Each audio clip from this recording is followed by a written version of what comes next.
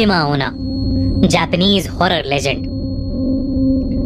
हम सब के घर के अंदर हर जगह कई दरारें और ऐसी छोटी छोटी जगहें होती हैं जिसके बीच में से एक धागा भी नहीं निकल सकता।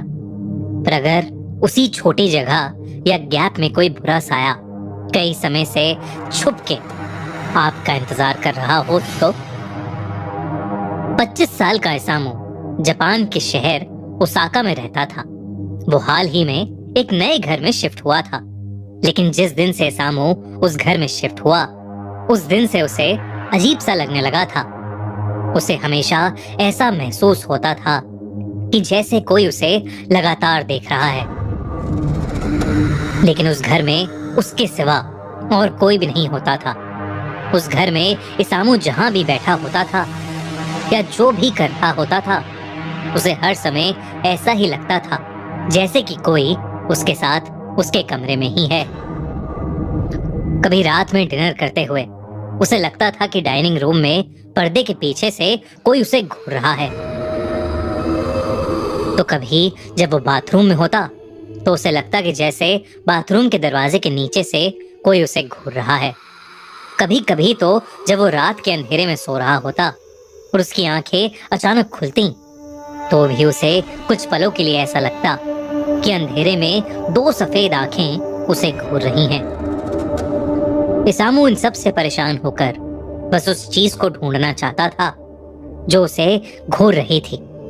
इसलिए इसामू ने घर के हर एक कोने में उस चीज की खोज करनी शुरू कर दी। वो घर के पर्दों के पीछे देखता तो उसे लगता कि कोई उसे दीवार की दरार में से घूर रहा है। वो उस दरार में देखता तो उसे ऐसा लगता कि वो चीज उसके बिस्तर के नीचे से उसे देख रही है। वो बिस्तर के नीचे देखता तो उसे लगता कि वो चीज उसके सोफे के नीचे से उसे देख रही है, पर उसे कहीं भी कुछ नहीं मिलता था। धीरे धीरे इसामू अपना मानसिक संतुलन खोने लगा।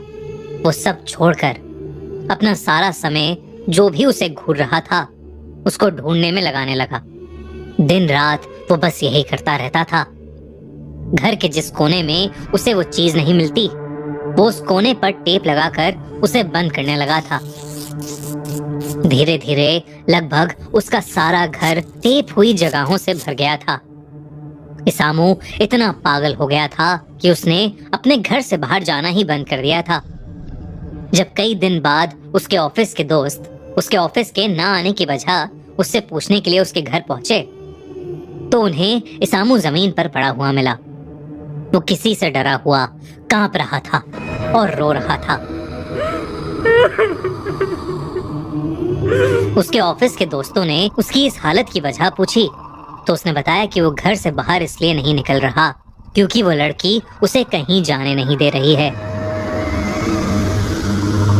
अगर वो कहीं भी बाहर जाता है तो उस लड़की को अकेला महसूस होता है और वो बुरा मान जाती है, और अगर एक बार वो लड़की बुरा मान गई तो वो इसामू की जान भी ले सकती है।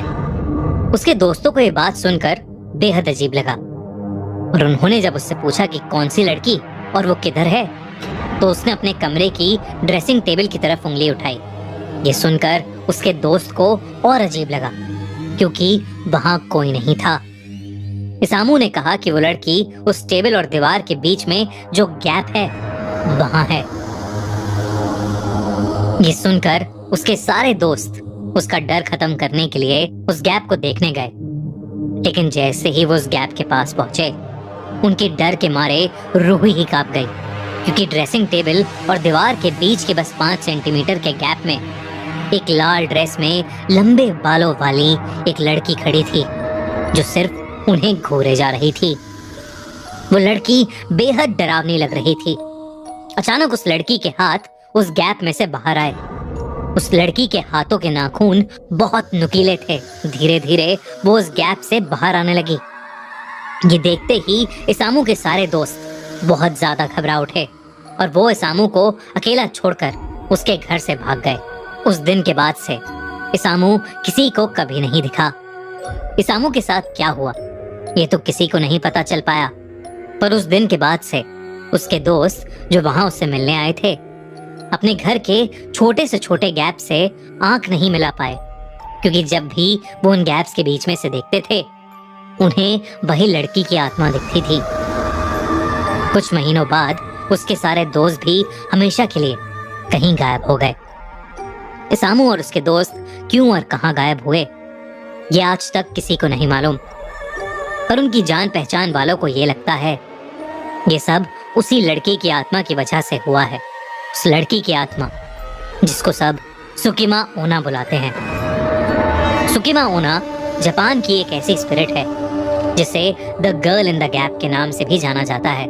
माना जाता है कि वो एक ऐसी लड़की की आत्मा है जो लोगों के घरों के गैप में रहती है, और अगर किसी का उससे एक बार भी सामना हो जाए तो सुकिमा ओना उसे अपने साथ एक ऐसे डायमेंशन, एक ऐसी दुनिया में ले जाती है जहां से कभी कोई वापस नहीं आ सकता, शायद मरे हुए लोगों की दुनिया में। उससे बचने का तरीका अभी तक किसी को नहीं पता, क्योंकि अगर उससे बचने के लिए कोई किसी का सहारा भी ले, ये उस इंसान के घर में उसके साथ चली जाती है और उसे भी मार देती है। तो अगर आप कभी जापान जाएं तो इस बात का ध्यान रखें कि आपके कमरे में कोई आपको हर वक्त ना देख रहा हो। अगर ऐसा है तो उस जगह से फौरन निकल जाने में ही भलाई है, क्योंकि अगर वो सुकिमा ओना हुई तो आपकी जान को खतरा है।